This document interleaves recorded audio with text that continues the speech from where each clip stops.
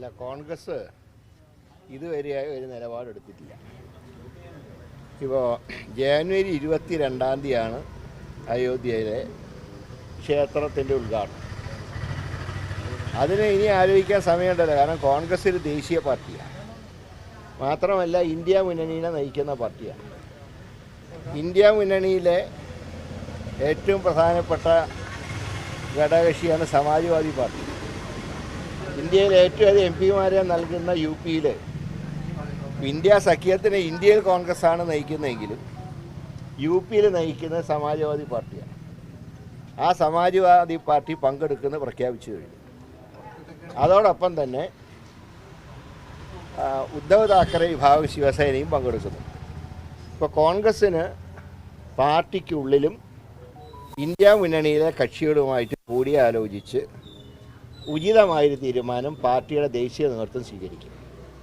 അതിൽ കേരളത്തിലെ പാർട്ടിയുടെ വികാരം ഞങ്ങൾ ശ്രീ KC വേണുഗോപാലിനെ അറിയിച്ചിട്ടുണ്ട്. ഒരു കാരണവശാലും അതിൽ പങ്കെടുക്കരുതെന്നാണ് കേരളത്തിലെ പാർട്ടി നേതൃത്വത്തിൻ്റെ തീരുമാനം. കാരണം ഈ ക്ഷേത്രം എന്നൊക്കെ പറയുമ്പോൾ മതപരമായിട്ടുള്ള കാര്യങ്ങൾ,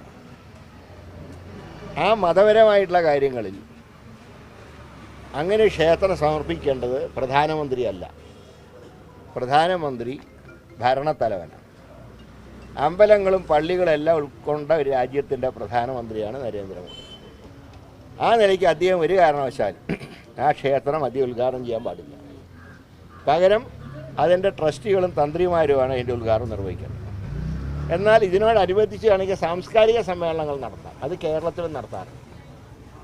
കരുണാകരൻ ഏറ്റവും വിശ്വാസിയായിട്ടുള്ള കരുണാകരൻ മുഖ്യമന്ത്രിയായിരുന്ന കാലത്തും അദ്ദേഹം ഒരമ്പലം ഉദ്ഘാടനം ചെയ്തിട്ടില്ല. അത് ഞാൻ ഉദ്ഘാടനത്തിന് വിളിച്ചവരോട് അദ്ദേഹം നിലപാട് പറഞ്ഞിട്ടുണ്ട്.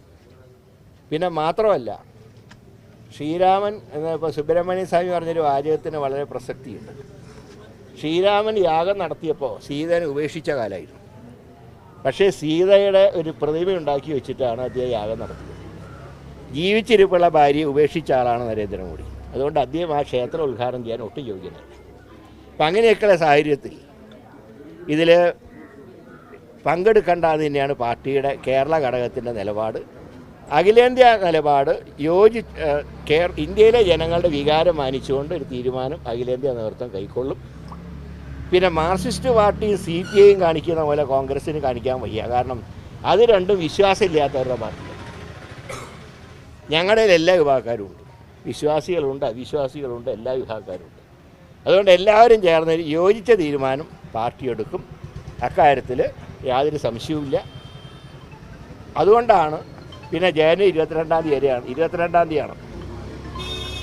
ഇപ്പോഴേ ചാടിക്കയറി തീരുമാനം എടുക്കേണ്ട കാര്യമില്ല. കാരണം ഇന്ത്യ മുന്നണി കാര്യങ്ങൾ ഒരുമിച്ച് നിർത്തണ്ടേ. ചില പങ്കെടുക്കുന്നുണ്ട്, ചില പങ്കെടുക്കുന്നുണ്ട്. ഈ ചാടിക്കയറി തീരുമാനം എടുക്കേണ്ട എന്ന് പറയുമ്പോൾ പോലും രാഷ്ട്രീയമായി മുതലെടുപ്പുള്ള അവസരം നൽകിയല്ലേ കോൺഗ്രസ് ചെയ്യുന്നത്? അങ്ങനെ പെട്ടെന്ന് എടുക്കേണ്ട തീരുമാനങ്ങളല്ല അതൊക്കെ. ഇത് മതപരമായിട്ടുള്ള വിഷയം കൂടിയുണ്ട്. അതും കൂടെ കണ്ടു വേണം നമ്മൾ തീരുമാനം എടുക്കാൻ.